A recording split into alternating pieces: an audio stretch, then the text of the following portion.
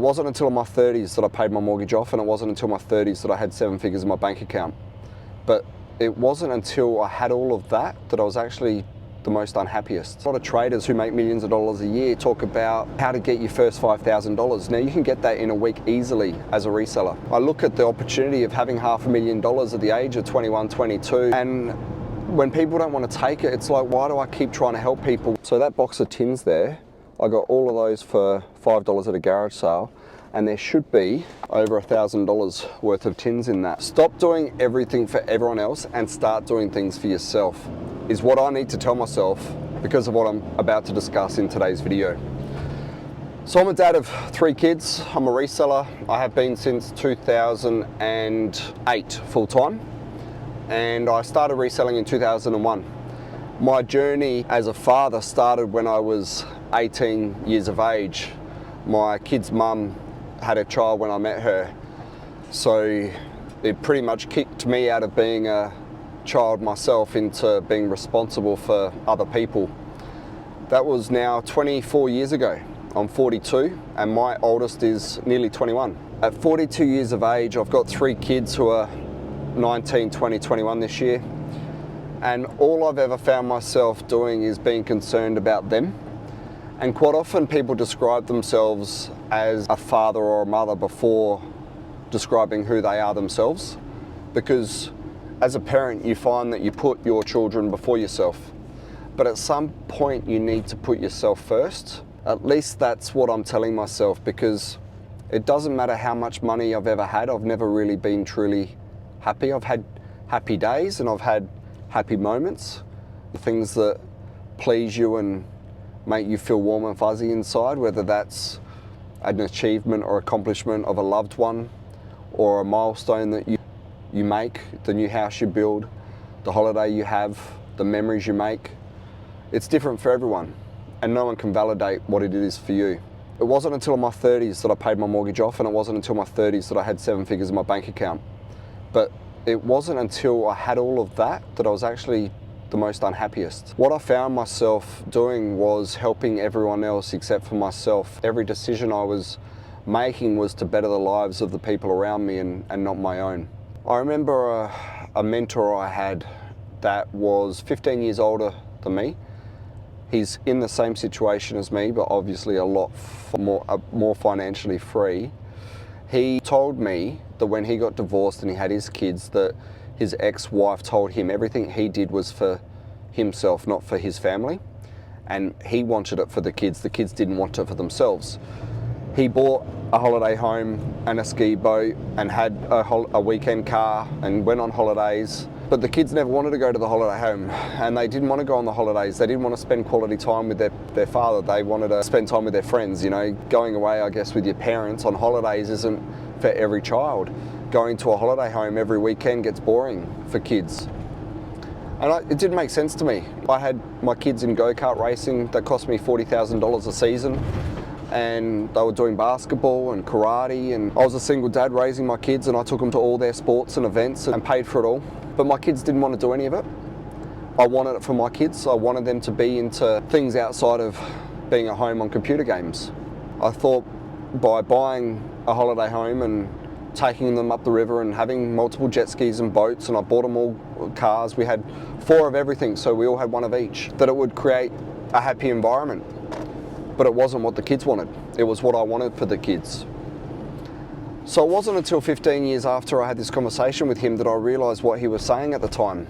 And that is, what you want for your kids isn't what they want for themselves. Creating opportunities that you think are a great opportunity isn't perceived by everyone as the same. My kids got home from school, I picked them up at 3 o'clock, and I didn't work after 3 o'clock. I was at home with them. We would have a movie night pretty much nearly every night, that I wasn't going and watching them at sports or karate, etc.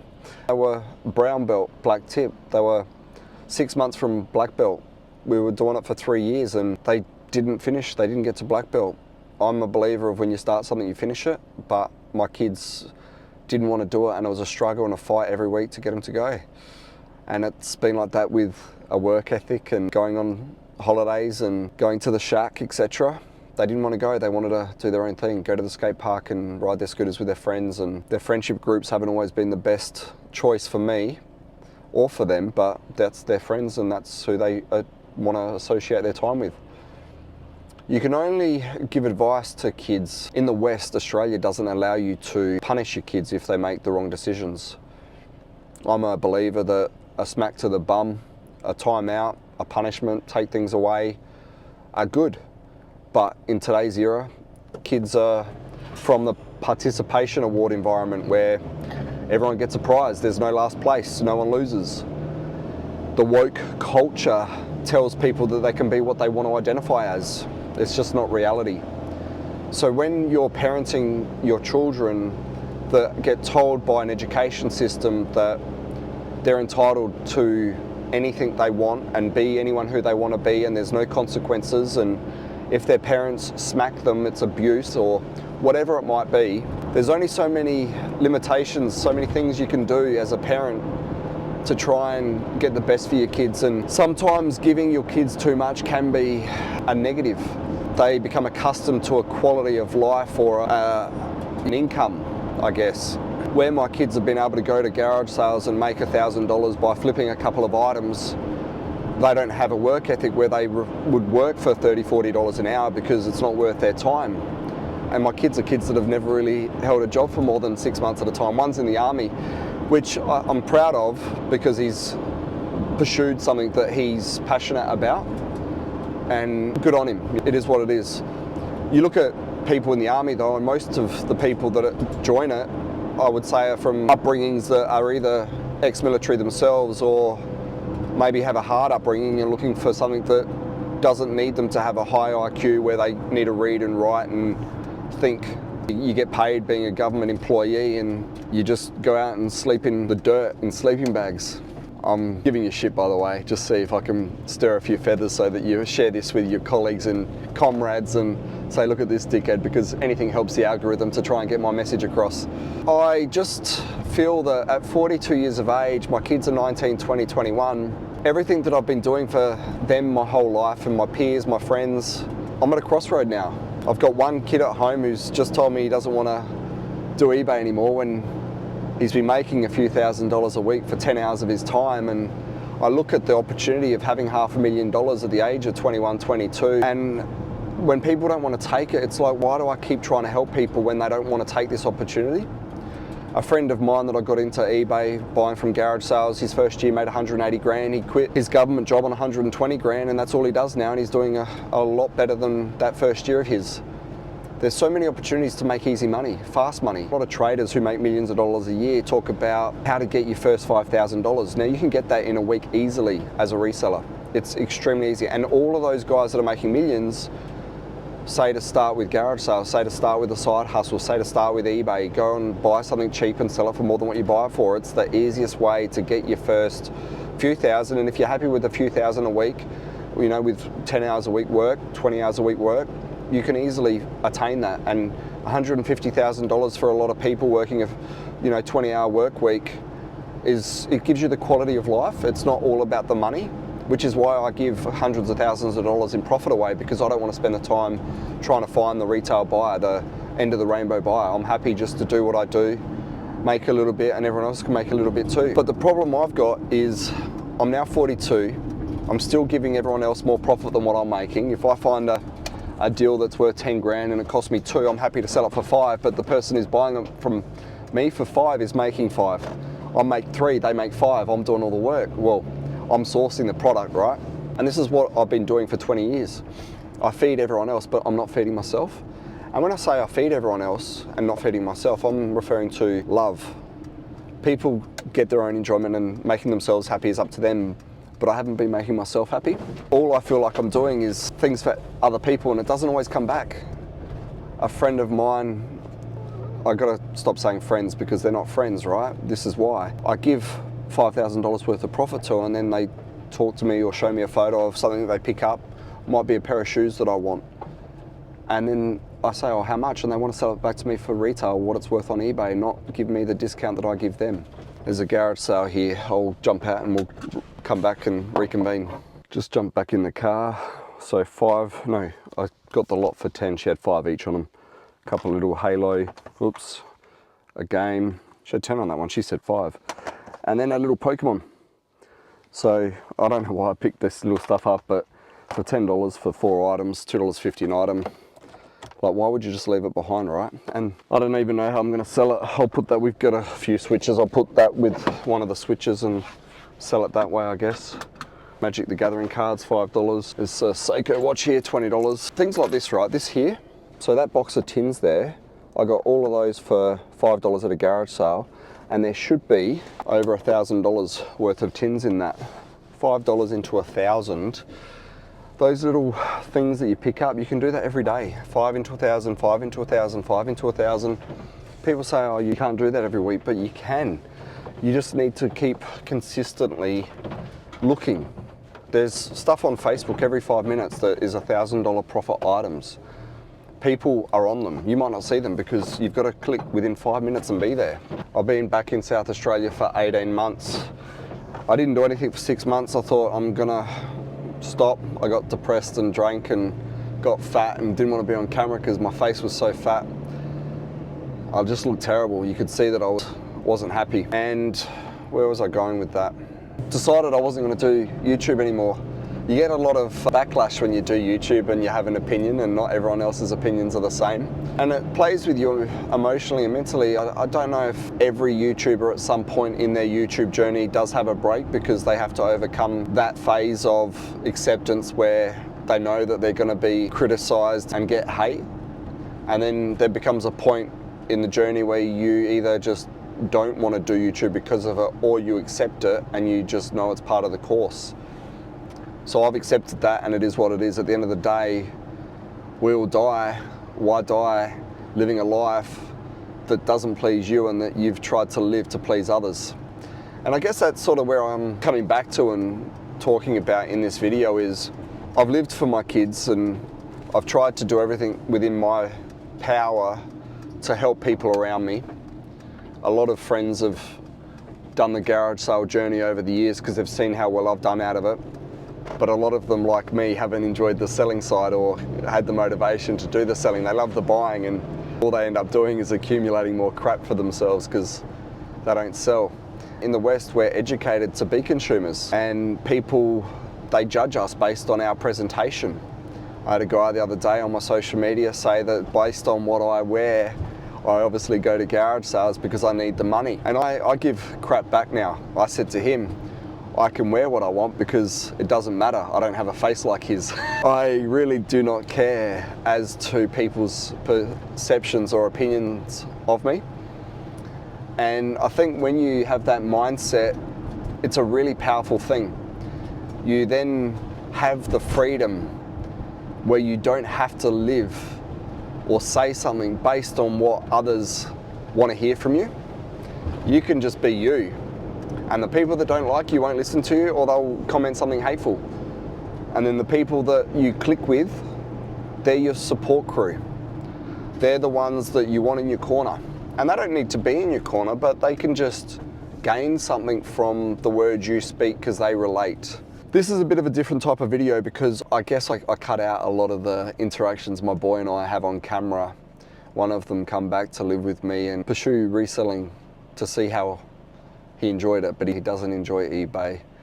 And what I found is I was doing 80% of the work, and really I can't be doing that when it's costing me 50% of the money when we're going and doing deals together. So I said to him, you need to lift your game, and he didn't want to, so he's going to pursue something else, and I'm going to do these on my own, the videos and garage sales. He's not interested in being on video, and I think working and living together and having a relationship of father-son, there can be too many things going on when you have such time spent together. So much time is spent together. You're working together, you're eating together, you're doing everything. We go to the gym together, and it can just be too much. We need things, our own paths to follow. And I've got to stop creating a path for my children that they don't want to take. What I thought I was doing was giving them options. There's 5 doors in front of you. Which door do you want to open and which path do you want to take? but I guess they wanted door 6 or 7, which I didn't offer them. So you can only do what's within your power, and if it's not what others want, you can't force them to do those things that you want for them, which is what I was saying about me and my YouTube and living and making videos based on what others want to see versus what I want to create. So I'm going to do me moving forward, and I hope that you gain something from what I have to offer you. It's going to be a bit about life, coaching, fatherhood, making money, side hustles, anything that I want. A lot of YouTube content creators say maybe cast the net out, see what fish are there, and once you know what you're going to catch, then you bait your rod for that, right? And if you create content in 5 different fields and one works, you just follow that field. And a lot of creators don't actually enjoy creating content in the topic that they pursue, but it's what their viewers like, and that's where the money is, so that's what you end up doing. I don't want to do that. I've never lived my life doing things I haven't wanted to do, well, since 2008. And that's what I was trying to tell my kids this, because they look at my life and they're like, well, you haven't had to work, you don't have to do things, you don't have responsibilities. But I did. When I was 18, I did a traineeship, and then I worked in the government, and then I did night school, and until from 18 to 27, I was still studying. 7 advanced diplomas, 15 hours of study a week, 40 hours of work a week, plus I was probably doing 20 hours of eBay a week and garage sales on Saturdays. I got a message. I did my dues. I worked hard, and then I didn't need to work hard because I did 10 years of hard work. It allowed me then to sit back and just be a reseller. Is that a garage sale? There's a lot of crap there. It's all free, a lot of free stuff. But my kids, obviously, by the time that they understood what I was doing, I'd already finished all that, the hard yards. And did I gain anything from it? Well, what do we gain from work other than money? A lot of us don't live because all we're doing is living to work to earn money to live, and then the vicious cycle. I keep saying I want to travel, but there's always something in the way. I've been buying so much so that my kid has stuff to sell on eBay, but now he's not doing eBay. I don't need to keep buying so much, but it's a habit that I've created for myself. So I've got to turn here. When you do something for so long, it's hard to break the habit. And I'm going to one day, eventually, and I said this a year ago, and a year later, here we are still talking about the same thing. I'm going to travel. I don't know where I'm going to go. And I've changed this YouTube name a few times. Started with Gold Coast Picker because I was on the Gold Coast, and I changed that because I was no longer on the Gold Coast.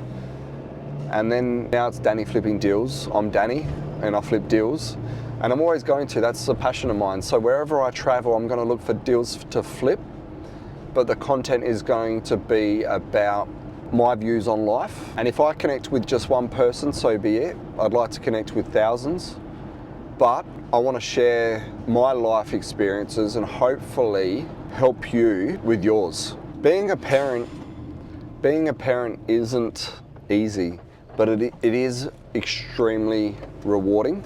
I couldn't imagine life not being a dad.